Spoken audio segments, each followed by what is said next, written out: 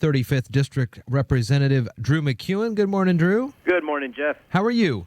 Oh, we're hanging in there. Hanging in there. It's the 19th of April. We have scheduled about less than 10 days here now to the supposed end of the regular session. So first things first, how are we looking on that? Think we're going to probably go overtime? Yeah, unfortunately we are. We're actually scheduled to sine die on Sunday, so 5 days left on that. But, we're not close. And, the Senate and the House for the first time formally met just a couple of days ago, and that was just the two lead budget writers, Representative Ormsby from the House Democrat side and Senator John Braun from the Senate Republican side. And we got a long ways to go. And I'm disappointed, and I'll say this. You're always going to have the posturing by both political sides and both chambers. That's part of the process, and I'm not saying that should go away. It's important to be able to have those discussions. But having said that, now having had much more of a front row seat to the budget process, if we are going to get these done on time, we need to fundamentally change the way we do our budget in this state. And over the years, and when I say over the years, I'm talking over the years of our state's history. Naturally, the budget has gotten larger and it's gotten more complicated. And when you look at the legislative process in a 105-day time frame, it's the calendar does not allow for the way we currently do it to really be able to get this done on time. And then you throw in the political posturing that is going to occur, and it's the setup is there to not have this happen. And since being elected in 2012, there's only been one time where we did not go into special session, and that was the 2014 supplemental budget, which that's when you just make moderate changes to the existing budget. You're not rewriting the whole thing. That's the only time since I've been here that we haven't had to use a special session. And, I just sense a real frustration, too, in what I would call the rank and file of the House and Senate, those that are, your quote-unquote everyday members that are really fed up with the way this is occurring. And it's going to take a little bit of a revolt, I think, here in the legislature by a number of us to really change the way we do this going forward. I mean, the train has left the station on this year's budget. We're not going to make fundamental reforms to that process. We're already, waist deep in the deal. But we really need to take a hard look at this going forward. And for one, one of the things I'd really like us to look at is one of the delays that happens is the economic forecast, and that comes out in March. And so there's this natural delay that occurs because when I say you, I'm speaking of both sides of the aisle here, and both chambers are anticipating a higher revenue forecast, and then that makes it easier to adopt the policies you want, et cetera, or to lower fees or lower or raise taxes, depending on one's point of view. And I think we really need to put a budget in place that is there before that economic forecast, and then use the economic forecast for new policy. And you know what? If that economic forecast is down, we're not going to have new policy. And I think we need to start looking outside the box and looking at things like that. And that's not in and of itself going to solve the whole deal, but we also need to take a much more bipartisan, bicameral approach to budgeting.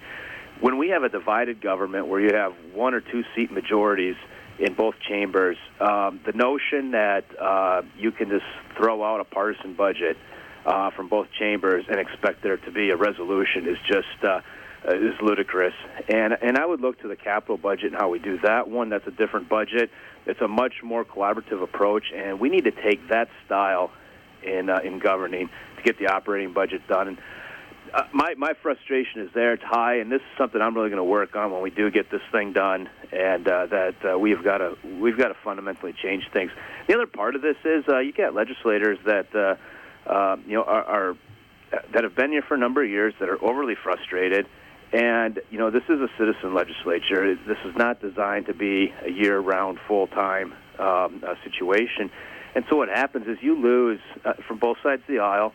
You lose good legislators that just they can't put 11 months of their life on hold, and and I'm not singing the woes is me here, but this is just the reality. And you look at some of the turnover that has happened in the time I've been here. It's amazing, and a big part of that is because we can't get the job done. And so I'm really going to I'm going to be a thorn, I think, in the side of leadership of both political sides here, and just start pushing to really, we got to change this. And I'm frustrated. A number of people are frustrated.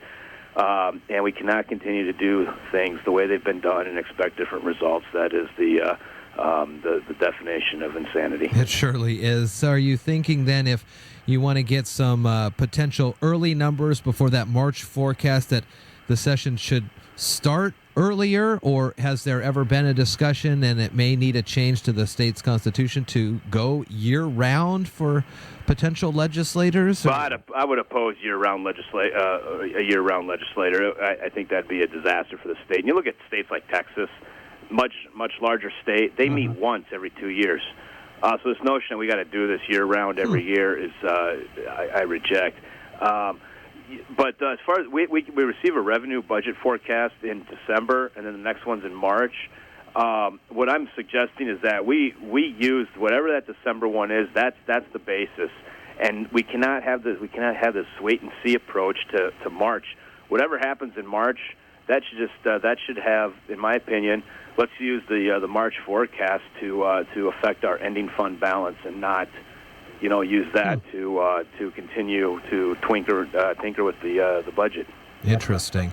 Let's move on to some other issues here, and correct me if I'm wrong. I probably am here, but the other day, Governor signed the bill to allow for wrestling schools here in the state. Now, were you working on that, or was that a separate wrestling issue? I remember that you had been working on. Yeah. So.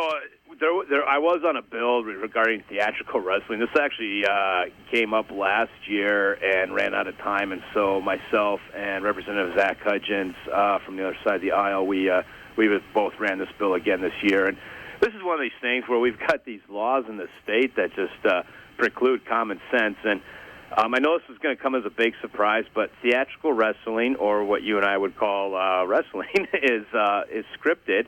The outcome is predetermined. I know that's a shock to a lot of listeners. You are breaking hearts all over the place right now.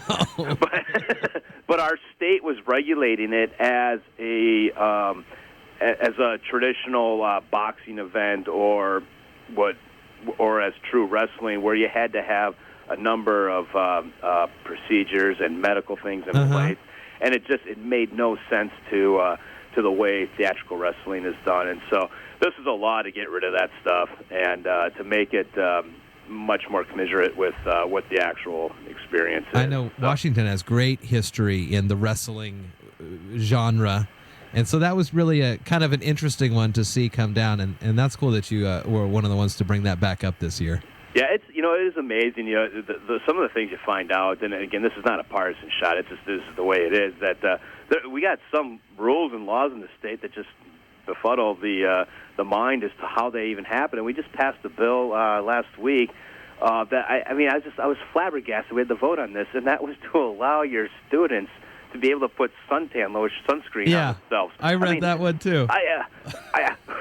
Who had the idea that somehow this had to be against the law? It blows me away. And so when people see these bills, you're like, what is the legislature doing? Well, we're finding out that there were some previous legislators that thought more government was better, I guess. I don't know. That was a strange one when I read that one. All right, Drew, I'm going to let you get out of here.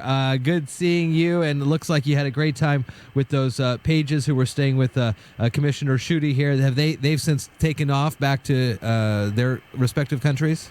No, they're here through the end of the school year. But just wrapped up with you for that last week. Correct. Okay, cool. Yep. Well, all right, Drew MacEwen, 35th District Representative. Always nice talking with you, sir. Likewise. Thanks, Have a Jeff. good one.